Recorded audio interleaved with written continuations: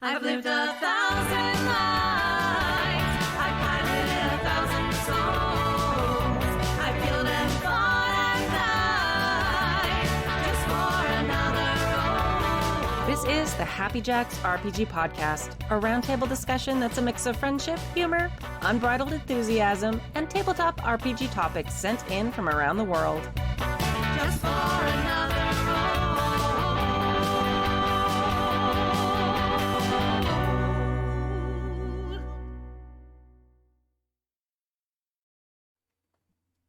Hello, and welcome to Season 34, Episode 20 of the Happy Jacks RPG Podcast. My name is Kimmy. I'm Joey. And I'm Vixie.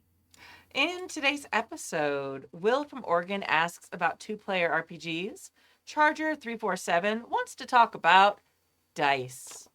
And so does Joey, and so does Vixie, and so do I. We love dice. And from the archive in 2018, Sam from Lakewood claims that space combat isn't always boring. If you'd like to contribute a question or topic to the show, email us at happyjacksrpg@gmail.com. That's happyjacksrpg@gmail.com. Or you can post in the mailbag channel of the Discord. Please do those things. Actually, we have had a nice little bump. I don't know if it's because I don't know, we've been asking or people have just been inspired because we've had a lot of guests on lately and different opinions, but we've had a nice little bump lately. But don't stop. Keep going, send in more. We need emails. We crave them. Topics. We crave them like we crave dice. Yes. All right. Announcements. We have a new AP starting very soon, next week. It's about tiny mice.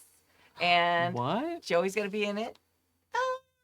And the first episode of that is actually going to be next Tuesday, will be session 0. That's November 26th at 7 p.m. Pacific time. If you want to tune in and see session 0, character creation. It is a wild concept. Artem is unhinged, but also fantastic in the best and ways, Yes, both he ways. is. I don't know. Just wild idea. It's going to be Well, fantastic. they'd have to be unhinged to accept the people he have at the table because that's Yeah. We're a lot. We're gonna be a lot. It's a lot of table. I was hesitant. I'm like, okay, Artem's a lot of GM, so I've got to balance that with a lot of table. Ooh, that's a lot of table. Oh, what have I done? Okay, it'll be fine. It'll be fine. It should be fine. It'll be great. Tell me it'll be fine. Okay. Go wrong. I'll be in the producer seat, so it'll be. Excellent. It'll be- No problem. All right. We also will be taking next week off for Thanksgiving. It's a United States holiday, so we're not going to have any show on Sunday the 24th. So I will be out of town and not running the show. We'll be on an airplane. Okay. This month, November, Indie Designer of the Month is Chris Sellers, they, them. We met them last week, actually. They were a guest on the pod, so that was very exciting. And they are from Hectic Electron Games. You can find their work at hecticelectron.com. And this week, we are talking about an expansion to an already fantastic game that we talked about, Raccoons Save Christmas. That's right, friends. Raccoon Sky Pirates, which we talked about previously, has an expansion where the raccoons or possums or cockroaches or whatever you choose to play in the game save Christmas. So here we go. This is an expansion for Raccoon Sky Pirates. You need that game to play. It's Christmas Eve, and Santa has crashed in the junkyard. The sleigh is totaled, the gifts are crushed, and the magical reindeer are running everywhere. Santa got knocked unconscious. In the meantime, someone has to save Christmas. Your raccoon liberates one magical item from the sleigh wreckage, or Santa's person. His hat, his glasses, his pipe, his toy bag, now full of trash, jingle bells, or reindeer chow. Whichever one you pick confers dangerously unpredictable effects on your raccoon. Get to a house, place a gift, I love how that's in quotes, it feels dangerous, made of trash, somewhere you think the residents will appreciate it, and get out. Yeah, that's fantastic. I already was 100% bought in because Raccoon Sky Pirates is such a fun game. Mm-hmm. Yeah. But the pitch and the fact that you get the magical item that you will make so much mischief with is just fantastic. Yes. So yeah, and you can get that for $2 at hecticelectron.com. $2. It's totally worth it. All right. Dear Happy Jacks RPG, I would like to run a holiday one-shot about raccoons. Thank you. Yes. Yes. Your wish is granted. I wave my wand. Poof! Oh no! Don't twist my tiny little arm. We will find a day. Yay! Yay! Sorry, I love Raccoon Sky Pirates. It's such a good game, and it was actually I have fond memories of it because it was one of the first games that I played with my friend Jason and with Chris over at on Indie RPG Night over at Geeky Teas. Yay! So I had a blast with that game. Yeah. So Oh my gosh, I miss the. I need to like make now that my campaign ended on Mondays, I can actually go back to gaming on Monday nights again at Geeky Teas. I'm very excited. yes, been- amazing. Months and months and months and months and months. Like a year almost. It was a long campaign, and then we had a lot of sick days. All Mhm. right. Mailbag number 1. Anybody? Anybody? Ooh. Somebody beside me? Ready to go, Joey. Rude. Okay. I took a sip of water conveniently. Oh, It's yeah. all part of my I plan. mean, the next one's longer, so maybe you did well. Dear Captains of Jackery, with the recent release of the Starscape Kickstarter, woo! I am reminded of a topic that has been fermenting in my brain for a while now. That topic is 2-player tabletop RPGs. Whether that be 1 GM and 1 player, or 2-player GM-less RPGs, what advice do you have to give on running/participating in something like that? For context, my wife and I have been rewatching most of Star Trek starting with TNG and going all the way through. It inspired us to create a couple characters and created a huge desire to play them in an RPG. We pitched the idea to friends to run the Modifius Star Trek Adventures 2D20 RPG, and it looked like it might actually happen, but then folks were overcome with real life and it fizzled out. Really wanting to explore these characters, we tried to run a few sessions with just the 2 of us, some with me as the GM and some using the Captain's Log solo variant to that 2D20 system. It did not come together as well as I'd hoped. My wife is a very reactive player, so not much of a proactive player, which is awkward when I am the GM. It's not much better in a GM-less situation, as there is still a lot of me making up the story and her following along. I soon lost my own inspiration because it did not feel as collaborative as it does when there's a GM along with 2/3 more players. At that point, it's more like journaling or writing fiction, which is not bad, but not really the exploration of character and setting that we wanted. So back to the advice. Have you ever managed to run a 2-person RPG? How would you recommend engaging both people so that it's more collaborative? What elements of Starscape would assist in this type of play? I know a good approach is to find more players, but wife is not likely to do that outside of our immediate friend group, unfortunately. Will from Oregon. Obligatory drink and PPPPS added for emphasis. Emphasize. I'm sorry, Emphasize. emphasize. I think it's supposed to say emphasis, but I think I accidentally... I was being kind. Oh, yeah. I'm I- a kind person, Kimmy. I'm going to own that Wait. I copied it wrong. I probably just clipped the S off, so... but I like the What do you emphasize. It sounds Yeah, very- emphasize. Emphasize. My problem is that I yes and everything, so to me it's just like, oh look, a cool new word I didn't know. This is just this is what the hipsters call this now, right? Absolutely. It is now. Hmm.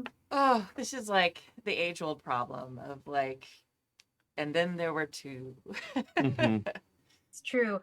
I mean, the first thing I thought of as soon as the 2-player RPG came up is Starcrossed, because that's Mhm. Yeah. pretty much the premise of the game. The only thing is you have to be you have to be a romance nerd like me. Love me some large print romance novels. So as soon as this game came out, I was like, I'm down. Let's go. It's mine now. But like with that is set up to be like a 2-player game, and pretty much I think it's a Jenga is the mechanic that's used. Yeah. Basically, it's a Jenga tower.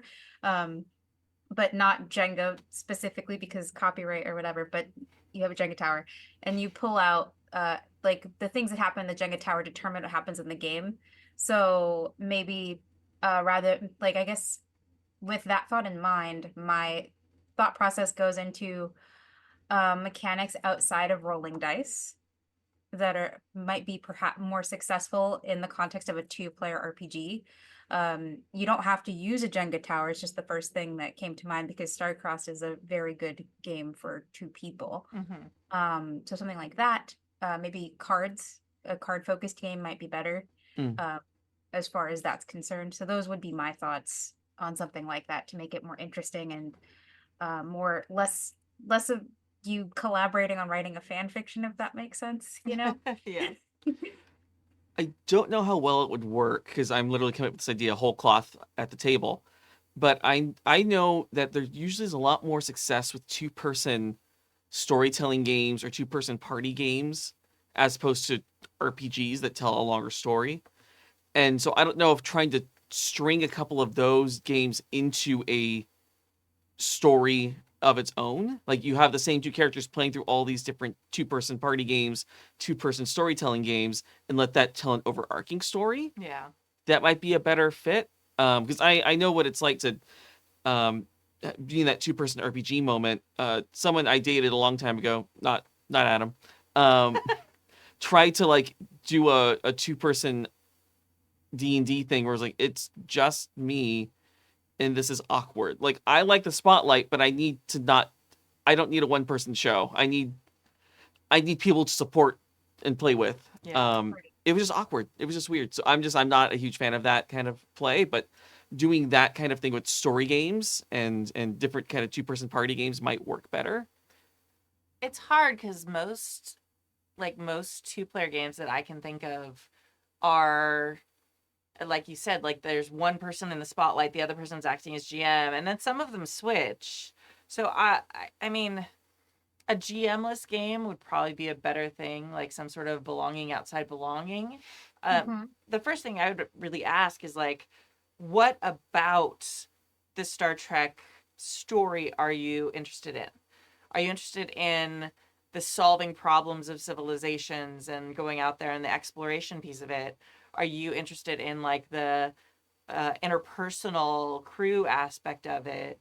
Or are you interested in like, it doesn't, I mean, I'm guessing not because you're talking about Starscape, the shooty, like, ships in space, combat, like story, which I'm guessing no.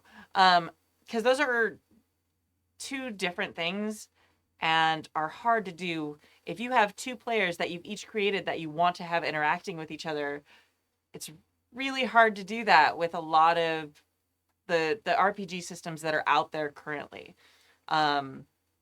So I don't know, like belonging outside belonging, if you're interested in a romance, there are some tweaks on that that aren't necessarily like romance based, that have other like kind of tension between the characters.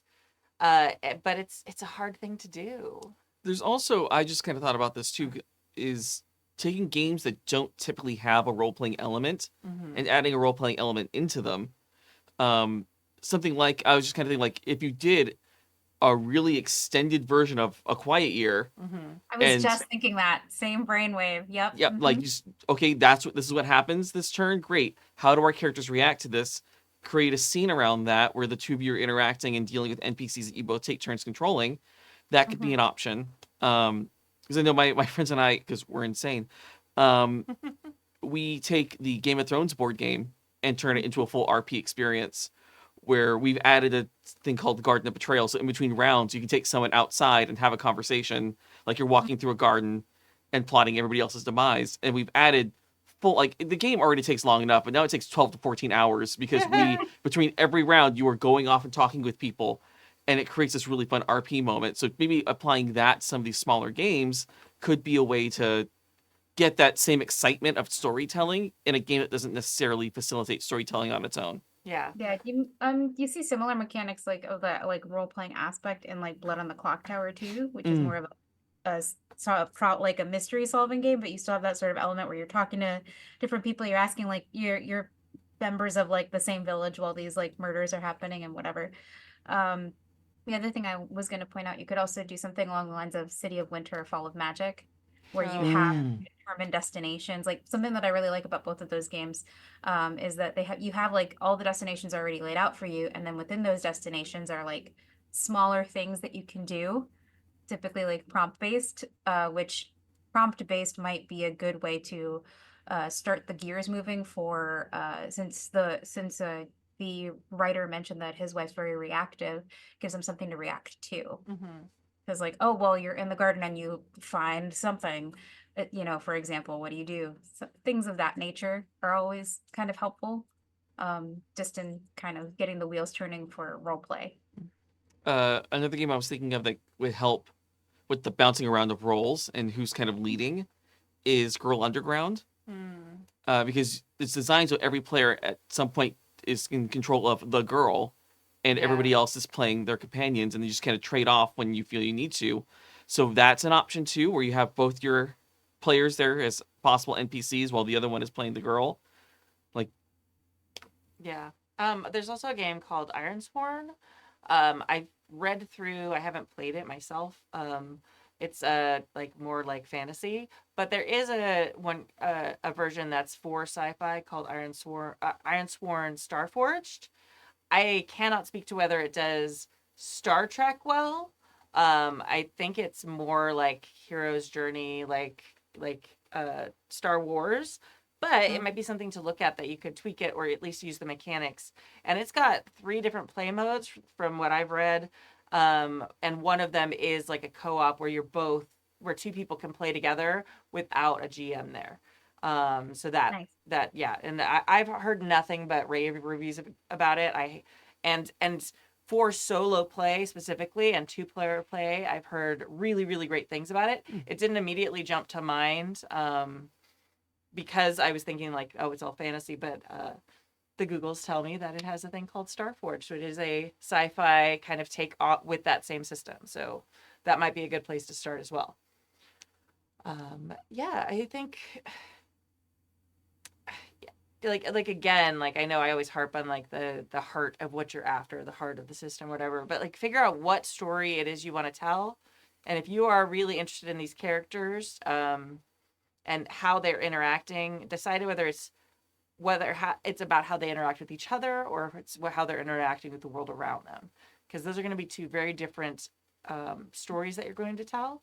I would also recommend you go just do a search on itch.io, because there are so many RPGs there. So many of them are solo or 2-player or journaling type games that you could probably very easily tweak to have it be a 2-player game. And my husband and I have done some of that. It ends up, because we never have time to play together, being more of like a journaling thing where like we write 2 characters and it's like, I don't know, like diaries or whatever of lovers or something. It's weird. Maybe I just overshared. I don't know. But but there's so much there like there's so many interesting ideas using cards, using dice, using tables, using literally like some of them you like toss things and see how it lands. Like there's so many weird, interesting things. You probably will find something to set you in the right direction, I think, there. And also support a cool indie designer, probably. And you specifically asked what elements of Starscape would assist with this type of play. Honestly, Starscape is not great for single or like 2-player play. Like you can have great 2-player scenes with Starscape. The trust and the moves really lend themselves to great tense moments between 2 people, but really it sings with a bigger crew where people can bounce off each other and have moments with like 2-player or 2 characters, and then bounce to having different, often conflicting or contrasting moments with other characters is like the ensemble cast experience.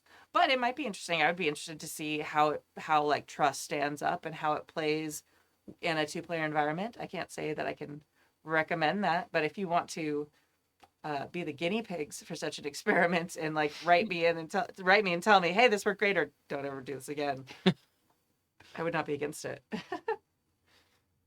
But yeah, I don't know. I feel like this is one of those things that like it like so many people need this, because it's easier to find one person to, not easy, but it's easier to find one person to play with. A whole group, it's really difficult sometimes. And Yep. yeah, I don't know. So yeah, well, I'm sorry we don't have like a specific game for you. Like there are others I could recommend and that like I've heard of that are more sci-fi themed, but again, you end up with like the GM or like guide role in a player, and then they like switch off and stuff, and that does not sound like the experience you're going for. I mean, the framework exists to create like a 2-player game, and to me, sci-fi is more of a setting. You can slap a setting on any game, pretty much, as if it's just a matter of which mechanics you want to use. So it might be like you end up using mechanics from another game, but like in a sci-fi setting. Unless you really want to roll the clickety clacks, far be it from me to tell you what to do with your life, you know? Mhm. There's one called Mars Colony. I don't think it's what the story you want to tell. It's kind of like a survivor trying to defend Mars. And again, it has the one person is the GM, one person is the player kind of dynamic, but there might be things you can kind of like cannibalize from that since it is like sci-fi based, and you could kind of tweak that to be if you're looking for like, oh, the ship is like, dead in space, and kind of like an out of gas episode or something like that where you're trying to defend it. There might be mechanics that you could borrow. I can't say specifically, but it might be like it's one of the few in the genre, at least in the sci-fi genre, that you are kind of looking at that is designed to be a two-player game. So Oh, you know what? What about something like Decaying Orbit? It's a card-focused game, that's but interesting. it would be an interesting take to take that in like that Star Trek-y vibe, you know? Hmm. Yeah, I wonder if you could do some sort of combo of something where it's like maybe like Starscape character sheets, or maybe even you can use the ones that you've already made for Star Trek Mhm. Adventures, and then the Decaying Orbit part of the game is like telling what's happening, and then you react to it with your characters with the character sheets. That's Mhm. kind of an interesting dynamic. There you go. Yeah, I have no idea if that worked. That again, this is us like cooking with gas on the fly here, like. But yeah, maybe we just invented another game. Who knows? Who knows? Amazing. All right. Yeah, please let us know what you try and what works and what does not work. Yeah, I'd love an update and see. Maybe they'll invent their own game. Who I know. knows? Yeah. You That'd know? be amazing. All right, mailbag number 2. Oh, curse the sudden but inevitable consequences of my own actions. Long Hoisted email. on your own petard. Yeah, I know. All right. Hello, Happy Jackers. Today I thought I'd write in with some musings on magical math rocks. Woohoo. Really testing my enunciation today. And the deep, unfathomable madness that they breed. Yep. I can stop anytime I want. I can stop buying math rocks at any point in time, I swear. Anyway, when I first started playing D&D, the concept of the 7 polyhedral dice set was alien to me. And after I got my first set, a green and blue speckled set of unknown brand name, chosen solely based on color from a random dice website that I couldn't tell you now if my life depended on it, I figured this set would be the only ones I'd ever need.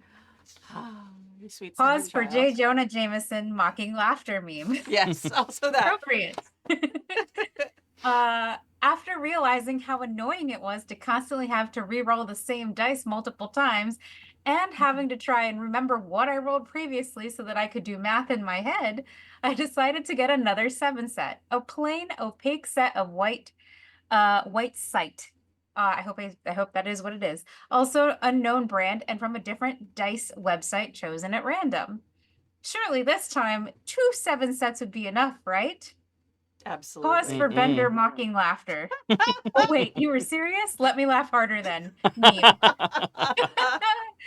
Next came 2 7 sets of black and silver swirled, numbered with silver, that turned out to be too hard to read, so I obviously needed to buy more. A green and gold swirled 7 set numbered in white quickly sidelined since they were unlucky. The amount of times I've had to send my dice to the spa, I feel that. Mhm. A Chessex 7 set, phantom green numbered in white, sidelined because we stopped playing for a few years before I picked up the DMing mantle in earnest. An opaque green, an opaque black, and an opaque white Chessex brand 7 set combo was added to my dice hoard as a congratulatory gift to myself for returning to the hobby years later. Something to add to the sunken cost facility of buy more dice, play more games. That's how it works. I mean, Mhm. okay. Taking this idea further, I bought 10 7 sets of opaque dice in a rainbow assortment, which became my default DM dice. Why are you rolling so many dice? Oh God. I mean, there are so many answers to that question. Shadowrun. Vampire, Yeah. I just start thinking of damage, and I'm like, oh Lord. Yeah. Yeah. Even Tales Sorry, from the go Loop. ahead. Yeah. Tales Yep. from yeah, there are so many in that. Too many dice. Too many Oh, dice. yes. I've bought multiple Poundo dice bags, picking out and assembling multiple 7 sets specifically for lending dice to newer players who didn't want to buy Aw. any and older players who forgot theirs alike. I've got a box of 7 sets that I'll never use because they're too pretty to use, too precious to lose. Add on top of that, I'm still on the hunt for what I consider to be the perfect black, white, and green multicolored dice. I know what kind of Magic player you are now. Thank you for sharing. I've come close multiple times, but none have ever been exactly what I've been dreaming of. And for the sake of brevity, I'm deliberately omitting multiple classifications of dice that I own specifically because the insanity that I use to justify buying them is a whole story in and of itself. I couldn't tell you how many dice I own now, but I just know that I have simultaneously too many dice and not enough dice. A proverbial Schrodinger's dice hoard dilemma. Needless to say, I have the dragon's disease bad, and the most amusing part of it all is that I know that's just how it is with TTRPG enthusiasts. I'm nowhere near the worst, even in the Happy Jacks community alone. I have a name.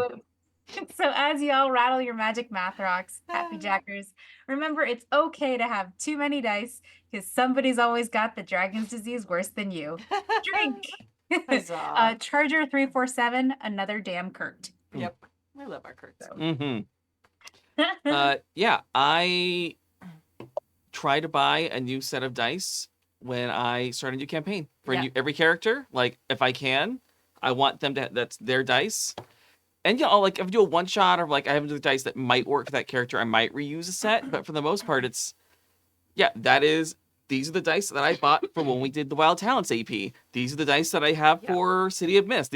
And it helps remind me of those games and those characters. Yeah. So I love doing that, which is also funny when people complain about things like the Fantasy Flight Star Wars game or the Legend of the Five Rings game. Where I have to buy a set of dice for this. Like, I was gonna buy a set of dice anyway, so. Now I know I can use them forever. My only complaint with that is that you can't get like the custom pretty ones.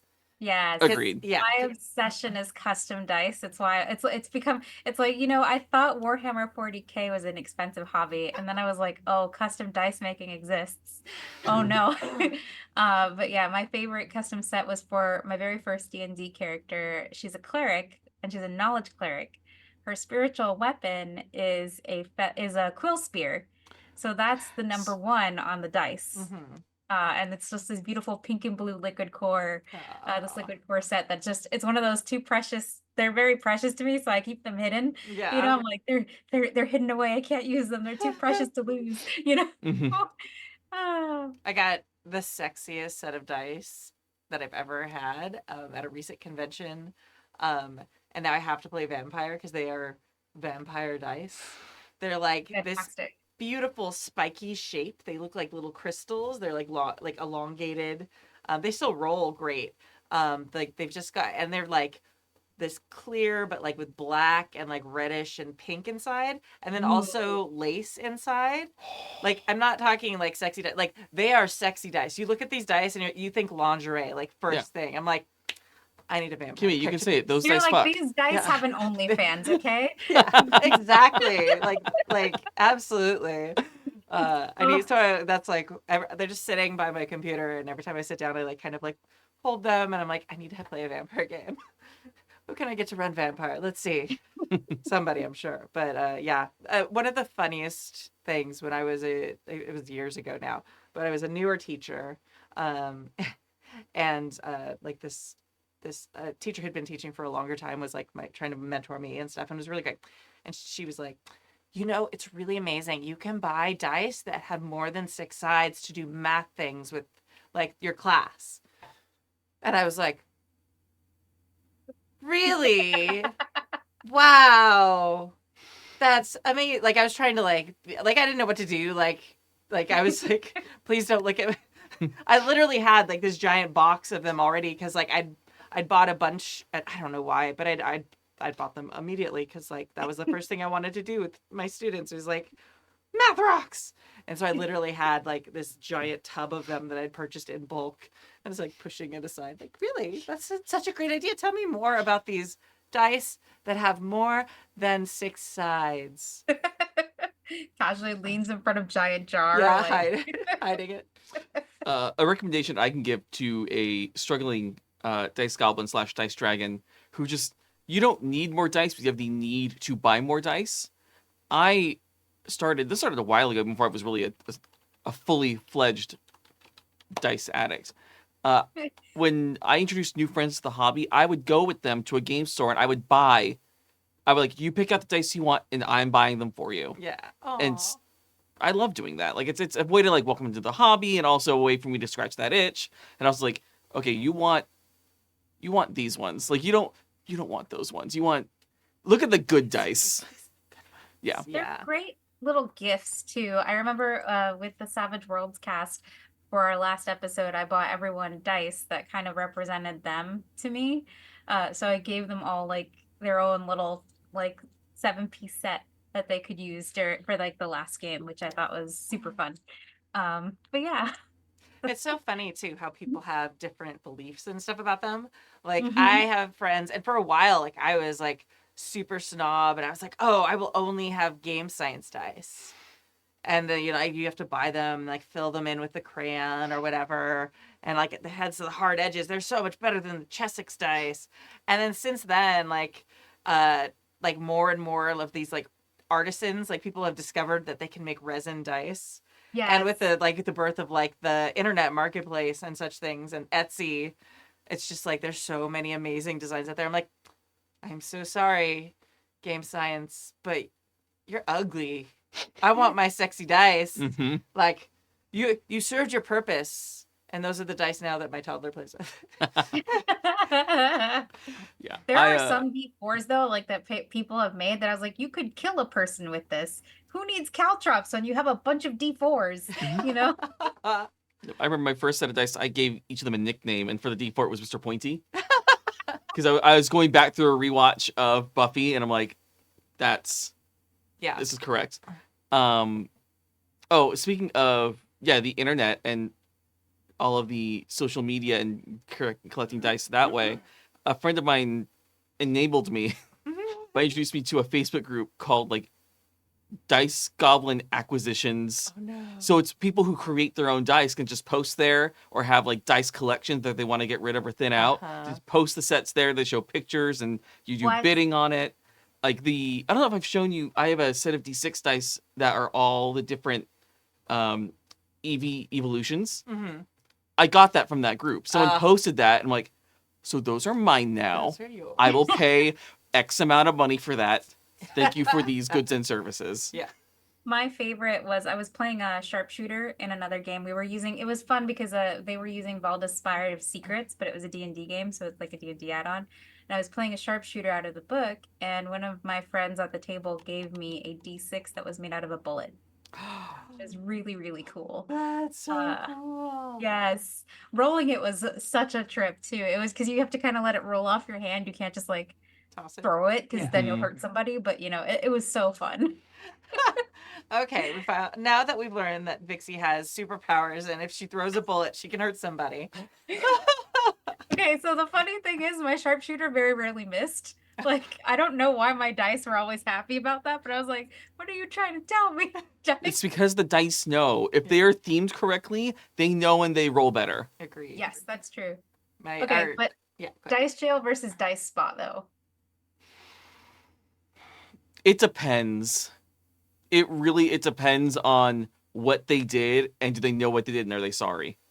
Like, is it you had a long day, you've been rolling okay, and the last couple rolls have been really bad. Okay, that might be a dice spa moment. Like, you need to go Mhm. recover. Fine. Mhm. If they choose violence, I am choosing violence. We'll react with that. Yeah, that makes sense. See, I just trust in the dice. Like, they're gonna tell the best story. Like, I've seen it too many times that the perfect thing happened at the perfect moment. The failures happened at the perfect moment. Like, if I'm meant to fail, I'm gonna fail. I have picked the dice. This is the course and the path I have chosen. I'm gonna stick with them, and we'll just see what happens. Conversely, I feel that way, but I will switch my dice. I have my A team and then I have my B team. And if they keep rolling bad, I'm like switching out this dice, switching out this dice, switching out this dice. Yeah. You can sit on the bench until Okay. Yeah. we're Like, I done. get I like rolling to fail. Like that's a great storytelling. But it gets to a point where like if I have failed every single roll and we've been playing for 2 hours, yeah. I'm like, I can't do this anymore, y'all. Like you're done. Yeah. Also, it's easier on those like dice you need to have for the game. Like I was earlier last week. I was doing our at home One Ring campaign. Mhm. Could not roll a success to save my life. I'm like, Oh. toss this set. Give me another set. And that was Yeah. rolling fine. I'm like, okay, this is important. This Yeah. is important fight we're in the middle of. Like, I cannot risk. This is you're bad. You're bad. You're being bad dice. I'm gonna rub your nose in it later. Guys, we're gonna have words later. Someone just mentioned in the chat about the candy dice, which is something else I love. Ah. And apparently there is the hard candy version and there's a gummy version that you can make. Yes.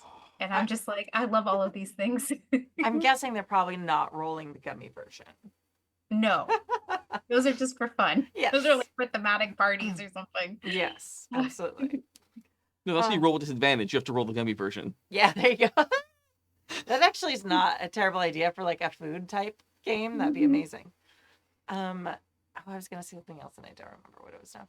Oh well, that's great. Dice are great. Yeah, We love love dice. dice. Oh, I was at Target and I was getting a because I've been sick and tired and I'm not contagious now, but I'm still like getting over my pneumonia, so I'm still a little hoarse. I apologize.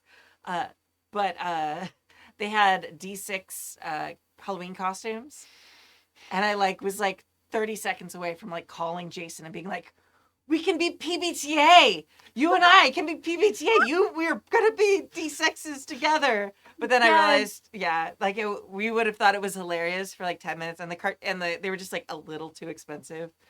But for like a moment, I was like, "Oh right." I before I realized that I have a toddler, or well, no longer a toddler, a child who needed to walk from house to house and actually get candy, I was like, "This is the best friendship costume ever!" But now I want Oh a my group God. costume with the polyhedrals. Yes, you Yeah. just have a set of 7 people and each of you's a different die. Oh my god. And then you can just be like, look, we're die, and then you just label everyone from the game.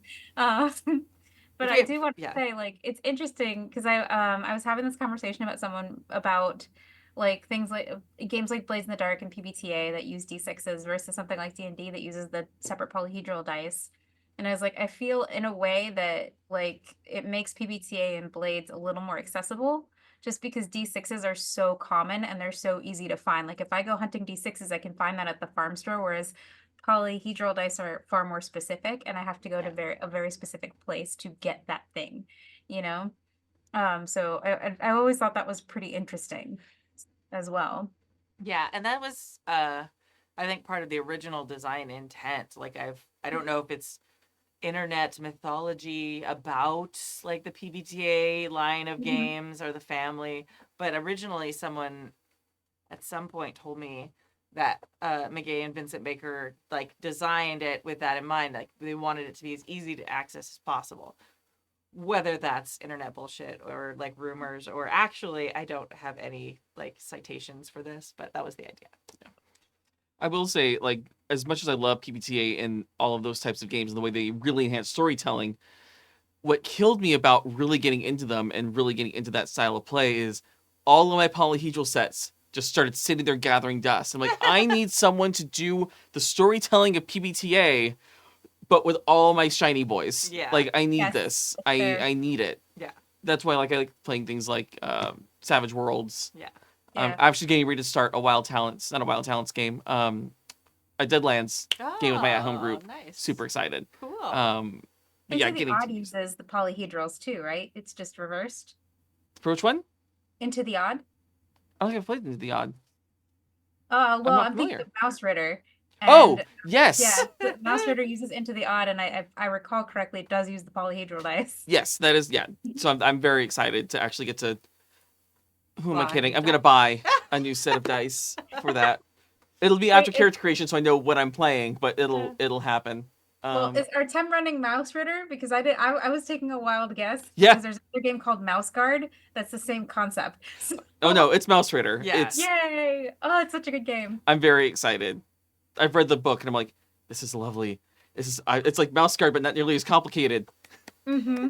I've run it. It's so fun. And I love the mechanics for items too, because you get little cutouts. Mm-hmm. on your sheet. Tying everything back into it. So Yes. my friend who's running our Deadlands game wanted to do an inventory thing that was different than normal. He didn't want to like count coins and like encumbrance, but he wanted to have something. And I was literally reading the Mouse Ritter rules, getting ready for the game. I'm like, I sent him a picture from my computer because I had the digital version. Like, this is what you've been trying to do. This is the mechanic you want to use. And he's like, you're right. This is exactly it. Like, I know. I know. That's why I sent it. Ah. Amazing. And then you have something like Cats of Cthulhu, which I believe has like cat themed dice that you can buy for the game. Yeah. I would love world lore though. Dear Cats of Cthulhu, give me world lore next time. Thanks. Yeah, so much. It's addicting. And then once you find like as a game maker, like it gets really exciting. Like you're like, oh, I can make dice for this game. And then it's like, oh no, I mean, it's not too hard to have done, but it's also like, I don't know. I feel like you should have like a reason. I say this as someone who did make D6s for my last Kickstarter, but they're very cute and they have little rocket ships on Yeah. them. They're very cute, and I like the font I used on them. But I don't know.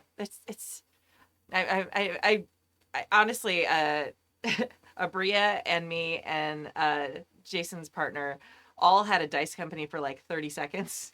Like we were hanging out one day, and like when you get three like very type A women together, all sitting who all have something in common.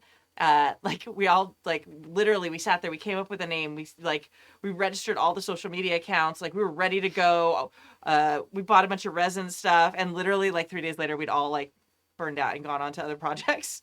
But it was gonna be amazing for like 30 seconds. And I actually made some dice. I had little beer ones. I'd gone to the like party store and I'd found like beer glitter that was for like bachelorette parties and stuff. So I Love made that. yeah, so I had made like beer colored dice that had little like beer steins in them and stuff like that. For first couple tries, mean- they were pretty good. You just make sets of dice and sell them for weddings. You're done. Yeah. Yeah. Cash cow. Yeah. So, Yeah. Because that's what I need. I need another hobby and another business. That's why I'm not getting into dice making. Like because I can't have that much power. It'll just eat up all of my time, and then I will be sampling my own products, and that's a problem. Yeah, I've seriously. heard. Yeah. That is true. That is true. You can't.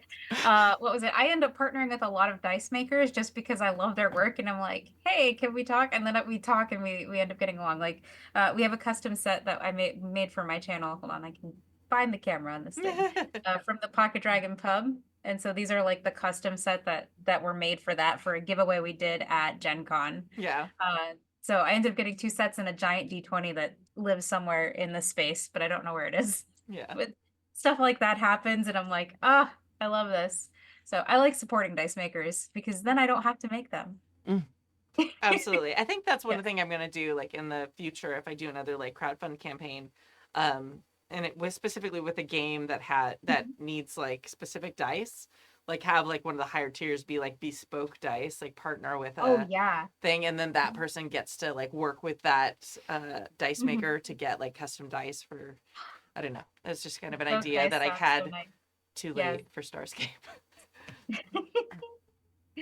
Oh, All right. Well done. We love dice. Yeah, we could Yay. keep going for hours. On I know I dice. could. All right. Mailbag number 3 from the archive in 2018. Hi, Happy Jackers. I just wanted to reply to season 22, episode 8's discussion. Does space combat always have to be boring? Of course, space combat isn't boring, or at least it doesn't have to be. Most of my favorite RPGs feature space combat heavily. FFG, Star Wars, Rogue Trader, etc. And space combat has never felt boring in those games. Never? Okay. Sorry.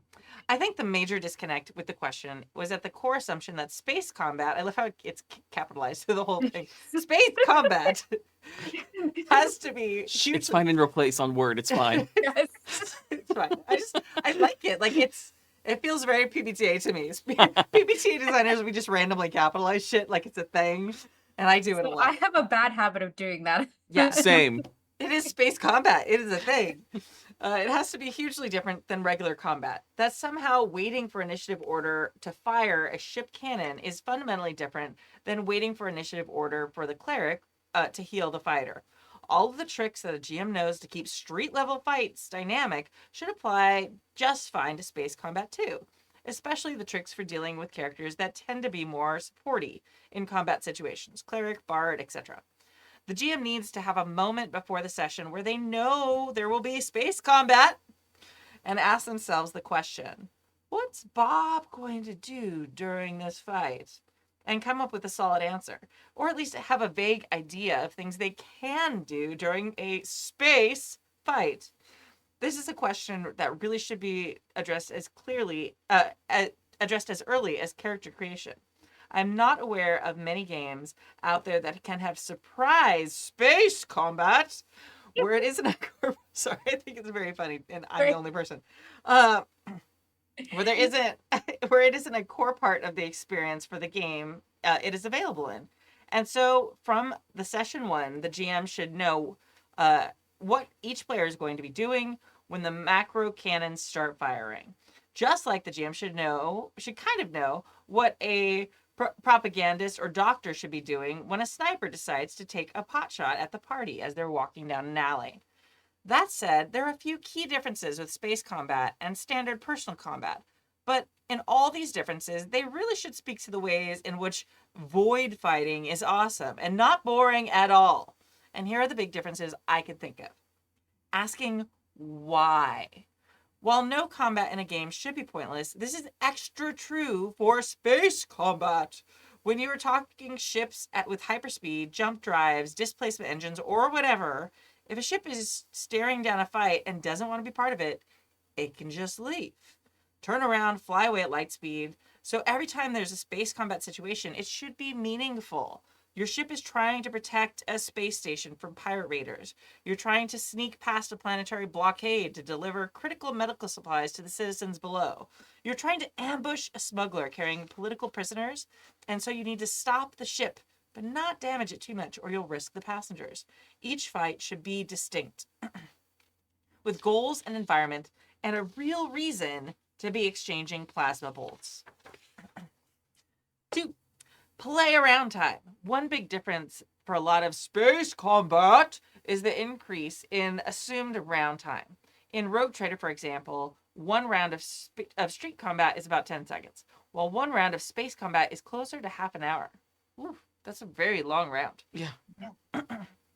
Like, I get the point. Like, you're accurate on that being a observation of space combat in a lot of systems, but half an hour seems Half an hour's a long, long time. I mean, you're fighting in space. It's So, space combat. Like, are you running from one side of the ship to the other in your one turn? In like, yeah, that's a lot. This is to account for the massive distances and the scale of the ships involved. It also lets you have huge amounts of role-playing potential. You may have enough time in combat for your ship to fire weapons, knock out the enemy's shields, and allow the boarding party on board who can do a whole different scale worth of or work and have their own mini adventure both before the ships have reloaded their cannons. Or you can have enough time to go below decks and rally a mutinous crew, or contact a nearby planet and beg for assistance. Big ships don't slug it out in real time, and you can and should make allowances for awesome things to happen between broadsides. I feel like I have comments on that, but I'll finish the email and I'll go back.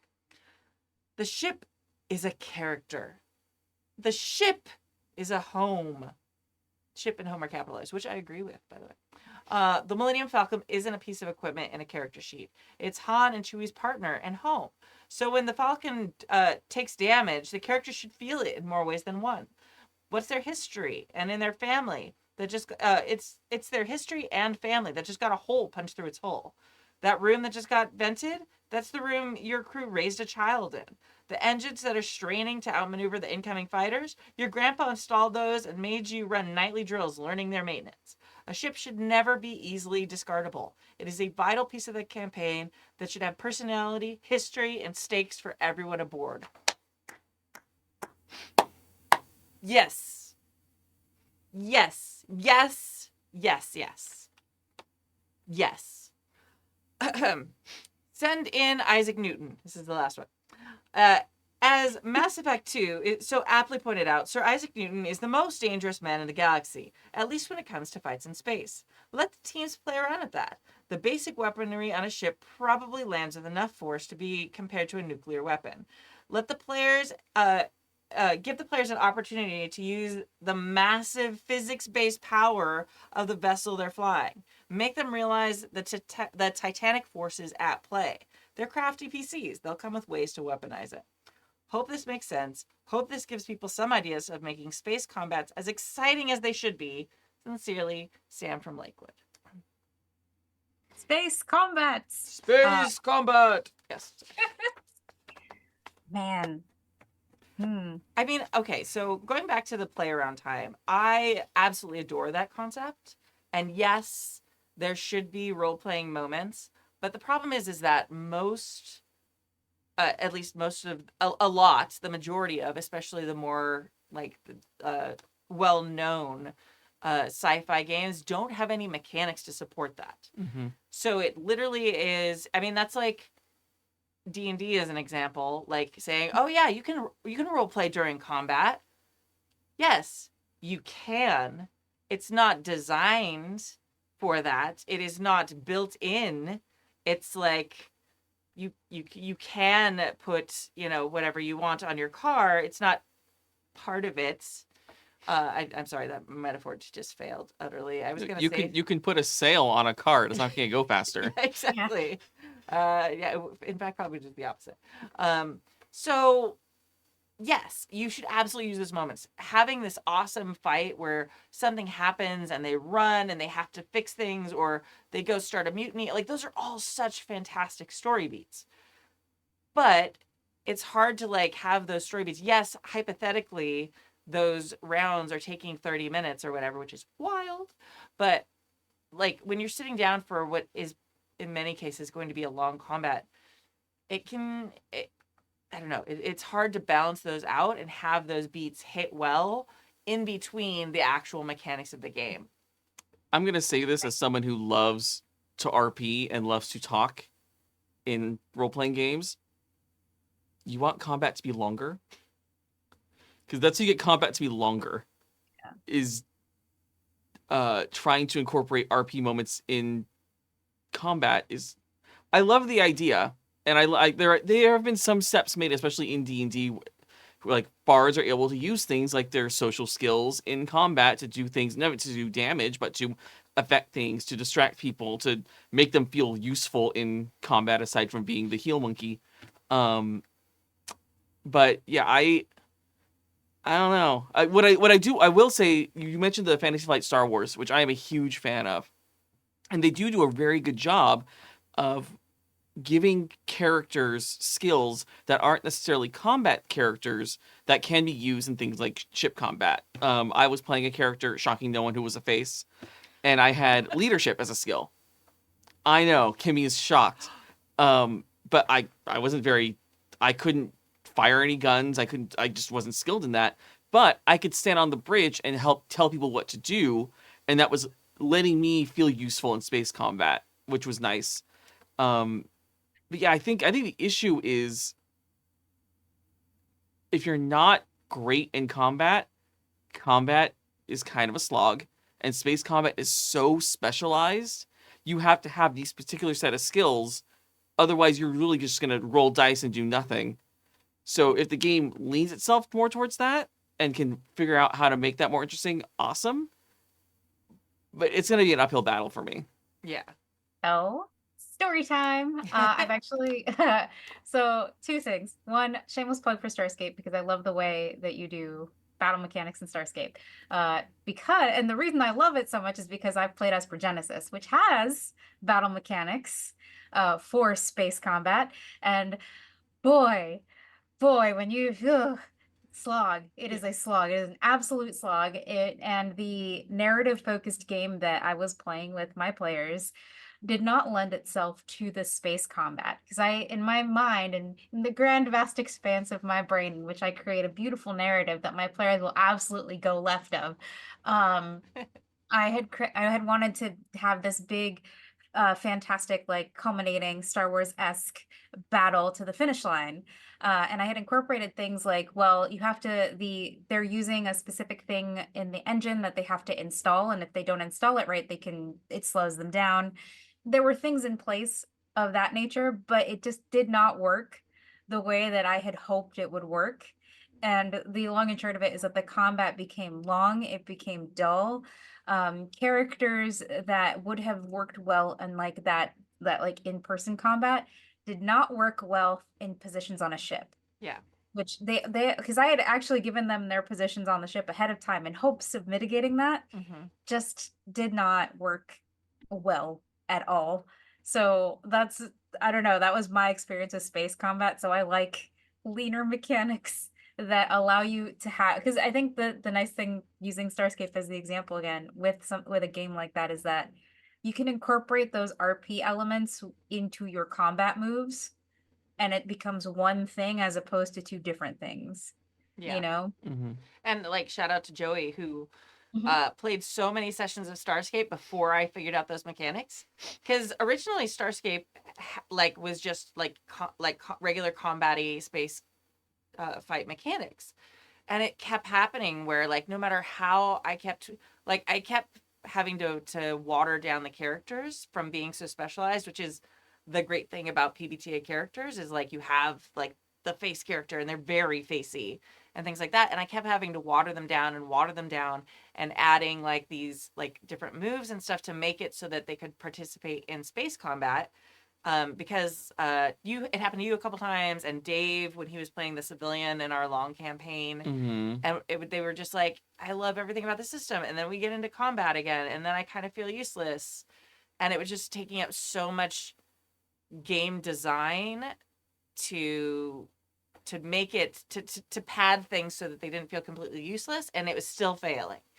So it was one of those things where I started looking around for things I could nab or borrow or break or change to make space combat work for everyone. And there I tried a bunch of different things. I tried like inspired by Girl Underground, and also kind of slash Bluebeard's Bride, where like the ship, everyone's taking turns playing the ship. Mm-hmm. And I don't remember who played in that one, and that was interesting, but like it wasn't dynamic enough. Like it felt very like it's my turn and then it's your turn and then and it didn't have like the crew working together feel that I wanted. Mm-hmm. So then it was I think it was because I was kind of watching Jason's Pinnacles game that uses Wild Talents, the one roll engine, which I'm a huge fan of anyway. I suddenly was like, oh, what if everyone roll? So the way it works in Starscape, if you haven't known, there are moves for the ship. There's 5 moves. The crew agrees on what they're going to do, and everybody rolls that move. So you can narratively say you're doing whatever you are doing, and you will still roll. So it's like if they're going to fight, everybody rolls body. And the highest roll counts as the success for the group. Sometimes it's a failure. Most of the time it's pretty high. But everyone who rolls a 6 under, those are damage to the ship. So it's very quick. In one round, you get, the whole story of this is what, okay, we decided to fight. Oh, we got a critical success, fantastic. We hit them for a bunch of damage. Oh, but 2 people failed their rolls, so we have 2 damage to our ship. And in that, people can narrate whatever they want because they're all rolling the same stat. So they don't have to be rolling something specific. So we've had people be like, oh, I'm boosting this. I'm going to go in the corner and pray to my God that we're going to be blessed. Or so they really have no limit to what they're able to do narratively. And then it goes very quickly because I like combat that is narrative and fast. Mm-hmm. Yes. So, Yeah. Well, and I think that's super effective in something like space combat because it just it gives that nice, like, everyone can do, if everyone feels useful because they can all do something, but they're all doing essentially what is essentially one action. The combat, like, in real time goes faster, because I think that's the other thing too. For me, the length of rounds and like time really doesn't matter unless you're doing some kind of a countdown, or you're like, after 10 rounds, something's blowing up. Sure, then keep track of time then. But for the most part, combat can be any duration of time you want within the narrative, as long as it makes sense to the narrative. Yeah. For all you know, the villain has frozen time and you're fighting in a little time pocket. And then when you get out, good job, I guess. Yeah. Cue Final Fantasy victory music. I mean, Yes. it's just one of those situations where the only limit is your imagination in those situations. Yeah. It's so weird that, like, also this person describes, like, Sam describes, like, the length of time for space combat. I have no idea if this is scientifically based, but to me, it seems like space combat would be faster. Like, the normal combat, like, maybe not getting into position or whatever, but, like, things move faster in space. Things are more deadly in space. Like, I feel like the lasers are faster in space. Like, everything seems like it would go faster. And Well, I guess it depends on the genre and the flavor. Because if you have things like shields that's and true. That's true. Yeah, shield ships warming up, weapons warming up, if they can fire with shields up, like, Yeah. I think it's Yeah. Because I think a lot of like space weapons tend to be light based or sound based, or something that's not necessarily like a material, just by virtue of physics, because the void of space, you can only do so much. Yeah. And so that's why I feel like maybe that's where that came from. Like, it's moving slow because you have to like propel yourself in this basically like void. But even then, I feel like it would go faster because I keep thinking of like the scenes in Star Wars. Yeah. They're also like cutscenes though. So I mean, maybe it's just because I'm only seeing 30 seconds and then they're going on the inside of the ship. Who knows? You know? Yeah, I feel the same for Star Trek. It's probably like budgetary reasons why there's like shorter combat times. And Perfect. Jason in chat like is like the peanut gallery. He chimes in and he's like, it would be slow because of the distances, but we don't want that level of realism. And that makes total sense because like if there's nothing between you and the other ship, you could literally fire at each other from ridiculous distances because you're using light lasers. They go and they keep going and they keep going. So Forever. I don't know. I don't know. What was it? The only like the realistic element too is that nothing's gonna make a sound in the void of space anyway, because sound has to carry through air and there is no air in space. what do you mean? No, we're just hearing the speakers in the ship that were designed so that you would know where things are when things blow up. That's totally the in-universe explanation in Star Wars why there's sound in space. Yeah. God. You know what? Thanks, Who George. am I to question in universe physics. Especially in a universe where there's magic. Come on. You can do mind control by waving your hand at things. Like, who cares? Yes.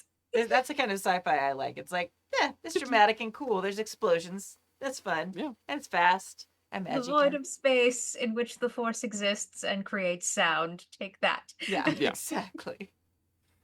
Oh, yeah. But yeah, I agree. Space combat should not be boring. I think in too many systems it's like a whole separate thing. Same Yeah. thing with combat in general, honestly, in a lot of systems. But Yeah. I don't know. Well, that's mean, exactly it.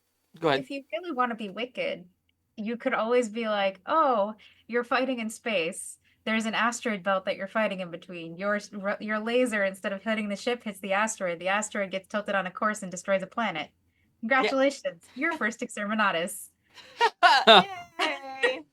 That is, I mean, the number of terrible things that can happen in space combat is interesting, and as a GM, fun to play with. Oh but yes. yeah, but like go ahead. What you were saying? You were gonna say something. Oh, I was just gonna say that what you were talking about, I think what makes space combat really boring is when it gets bogged down with so many mechanics. Because if you're constantly having to flip through and like, what can I do in space combat? Even a character that's skilled in space combat has to have a whole separate sheet of different maneuvers they can do in space combat just to feel useful. And it's great for them, but they're also like, it's like a wizard who hasn't read their spell book. Like, Right.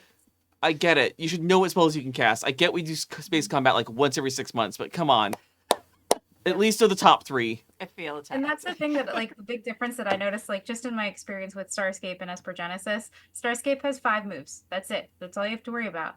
Whereas Espergenesis has, like, 10 or 12 different moves that you can execute, depending on, like, the situation. And it's not just for, like, space ships. It's also for, like, ground vehicles as well. There's, like, all kinds of mechanics that are applied there. And I was like, this feels like a lot to keep track of for one person. I really wish this was a little bit more streamlined. Yeah. But that was just my sentiments, because I also like more simplified combat that's easy to kind of implement, easy without having to like memorize a bunch of spells, for lack of a better metaphor. Yeah. You know? I think for space combat you have to lean into quick, fast combat like dogfights. Which there are some systems who do that really, really well. And that can be interesting if you're just going for combat. And then the other way, it like I do think slowing it down and having those role play things can be a very interesting way to do it too. It's just if you're the GM, you have to find a way to make it matter mechanically too. And like whatever that the face character's doing, like have it impact things, even if there's not a mechanic for it. You have to make it equally viable to the person who's hitting the laser button, like, Right. because really you're also talking about like this is a big fancy ship, like it aims itself most of the time, like there's a lot of other things. It's like the person who's doing the arguing with the planet's diplomat or whatever the heck is happening, like is technically probably working harder than the person who's like laser button, laser button, laser button, laser button, laser button, you know what I mean. So yeah, if Tavrock can do it, anybody can do it. That's an inside joke. If you haven't watched my recent Starscape campaign, Outrunners, you don't get it. Go watch it. It's fun. We also did not use mechanics very much. That doesn't sound familiar at all. Yeah. Hmm. But yeah. All right. Are we done? Yeah, I think so. Settled? Yes. Okay. All right. Thank you for joining us for season 34, episode 20 of the Happy Jacks RPG podcast. Please support our amazing indie designer of the month, Chris Sellers, they, them, of Hectic Electron Games. Go buy Raccoon Save Christmas because it's $2 and it sounds amazing. Yes. Thank you to our chat mod, James V, and to our amazing Patreons who keep us ad-free and independent. You can join their incredible ranks at happyjacks.org/Patreon. Stay tuned for our new upcoming APs and also the Die role-playing game RPG that has recently started. It is amazing. It's super meta. Like, I was sort of like, on Friday we had parent-teacher conferences, so parents signed up and I was like, had like lulls in between where I got to tune in. It was very exciting live. And there were times where like there's a GM in the game and they're playing a game in the game. It's kind of like Jumanji. They're trapped in the game. And so like there were moments where like I tuned in and they were like talking, well, as a DM, you just haven't given me enough places to go and blah, blah, blah. And like my initial reaction is like, oh man, what happened? This game is melting down. And then I'm like, and then they'd say like the character name. And I'm like, oh, their character. Oh, good. Oh, this is interesting. Oh, drama. Very telenovela. I love it. It's what makes that game very fun. It's the super meta because you can, and I think that's kind of the conversation that we're all having, because it's kind of like, man, we get to figure out we get to act out like being the problem players and like how you fix those things versus the problem GM as well, which is always fun to like explore that like in a narrative way, not necessarily in the real life way. In the real life way, that's scars and trauma and all kinds of badness, but it's what keeps the story interesting, I think. Yeah, of course. My name is Kimmy. You can find my games that I'm designing, including Starscape, that we've talked a lot about tonight. Surprisingly, I honestly wasn't thinking about that, at goldenlassogames.com. And Joey's next. Hey, I have been Joey and will probably still be Joey. Look forward to coming in for the new AP. Very excited to play Little Mouse and see what that feels like. I don't think I can be a super slutty, problematic person in that game, so it'll be a different thing for me. I'm excited. I have faith in you. But you can find me on all the socials at Feywild, FEYWILDE, or Feywild85, same as before, just an 85 at the end of it. I am posting more on Blue Sky now that the site that is not to be named is finally hit the iceberg. And looking forward to watching that go down. But yeah, so you can find me there, and I'll be posting stuff about God knows what. We'll find out. We'll find out. We're gonna find out. It'll be like a trailer for the movie. Yeah. Anyway, my name is Vixie Bell, and I've been your friendly neighborhood person here at the Happy Jacks table. Just another rando that wandered in, and Kimmy was like, "Cool, you can be here." I'll keep you. Anyway, you can find me over on the Die RPG where I play Miranda. And you can find me on socials as at Vixie Bell or over at my AP at the Pocket Dragon Pub or at Pocket Dragon Pub, where we actually just ran Pico with MythWorks Publishing, their latest Yay! game. We got to play Little Bugs in a Big World, so bugs and mice. It was a lot of fun. We raised a little bit of money for Make-A-Wish International because it was part of a charity game. So very excited about that. And yeah, that's for everything else that I'm working on. Feel free to check out my social media. I try to post on there. I've been on Blue Sky before it was cool. Okay. Before it was cool, I was on Blue Sky. But anyway, you can find me on there posting occasionally. I'm still getting used to using that instead of the site who shall not be named. So, Yes. but yeah. All right. Today we are leaving with a song called The Pub That We Call Home. It's by a group called the Poxy Boggers, and you can find their music at poxyboggards.com. Thank you all so much. And remember, we will not see you next week. If you're listening to this later, that's going to be confusing. But no show on November 24th. And we'll be back the week after that. We are taking a holiday. Yes. All right. Bye. Mhm.